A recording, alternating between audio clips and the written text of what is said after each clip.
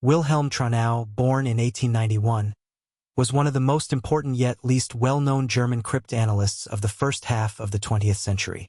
He played a central role in analyzing, breaking, and exploiting the enemy's encrypted wireless communications, especially in the naval domain, before and throughout World War II.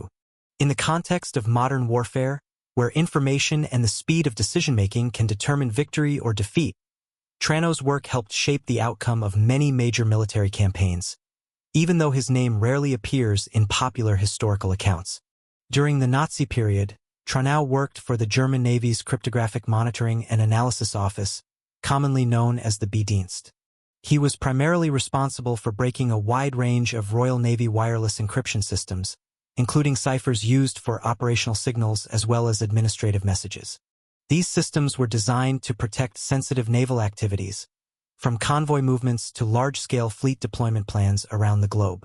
According to historians, Tranow was not merely a technical specialist but also a strategic analyst who understood the relationship between cryptography, signals intelligence, and modern warfare.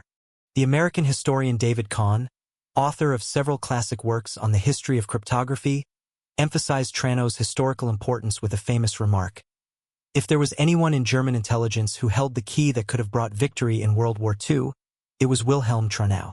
Even so, very little is known about Tranow's personal life. Historical records do not clearly state where he was born, under what circumstances, or when and where he died. This lack of personal information partly reflects the secretive nature of the work he pursued throughout his life. The first steps in Wilhelm Tranow's career were closely tied to the Imperial German Navy during World War I. Initially, he served as a radio technician aboard the battleship Pommern. SMS Pommern was a Deutschland-class battleship built for the Imperial German Navy between 1903 and 1906. On these ships, Tranow had the opportunity to work directly with wireless communication systems, still a very new field in the early 20th century. In 1914, while on duty aboard the cruiser Breslau, Tranow unexpectedly received an encrypted wireless message. Sensing that the message was unusual, he immediately forwarded it to fleet headquarters. The response he received, however, was one of helplessness. Senior officers were unable to read the contents of the message. Faced with this situation, instead of ignoring it, Tranow, who had a particular passion for cryptography, decided to try decoding it himself. Using his technical knowledge and logical analytical skills, he succeeded in deciphering the message and passed the results on to headquarters. Yet the reaction from his superiors was not what he had hoped for. Due to suspicion, a lack of urgency, and limited understanding of the value of cryptography, Fleet Command instructed Tranow to stay away from such sensitive matters rather than encouraging him to develop and improve cryptographic work. Toward the end of World War I, Tranow was transferred to Neumünster, where he took part in organizing naval interception and decryption operations for the German Naval Intelligence Service, GNIS. There, he was involved in breaking British naval three-letter ciphers.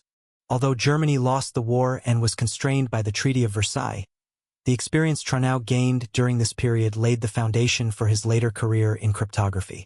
After the war, the code-breaking unit in Neumünster was dissolved.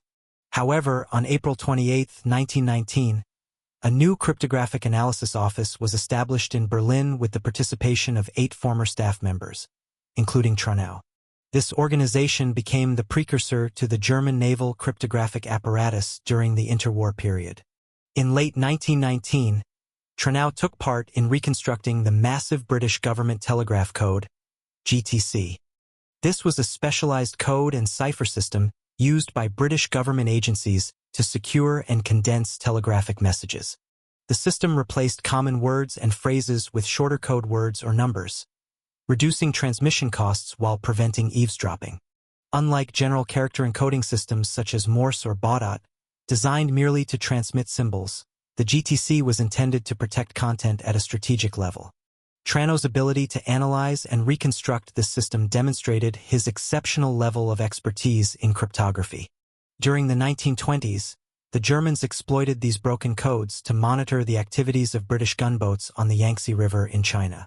This allowed them to track British naval movements in the Far East, a region of considerable strategic importance. In 1927, Tranow began studying French naval ciphers related to military installations and warships. The term military installations here included land-based infrastructure such as barracks, bases, military academies, as well as facilities for storing equipment and weapons. At the same time, he analyzed various types of warships, from aircraft carriers and destroyers to submarines and amphibious assault vessels.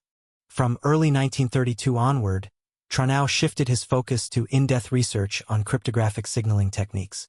These studies were not purely technical. They also revealed many tactical and operational methods of the French Navy, helping the Germans gain a clearer understanding of how their opponent organized and operated its forces. The year 1932 marked an important turning point when Tranow successfully tracked a British convoy in the Atlantic by breaking a four-letter naval cipher. These early successes accelerated the rapid development of the unit that would later become known as B-Dienst. B-Dienst not only specialized in analyzing and decrypting enemy message traffic, but also controlled the security of key procedures and machines within the German Navy. The unit played a significant role in shaping Wehrmacht military operations, particularly during the campaigns in Norway and France in the spring of 1940. Throughout World War II, Tranow and his colleagues achieved numerous successes in breaking British naval ciphers, enabling Germany to gather high-value signals intelligence during the Battle of the Atlantic.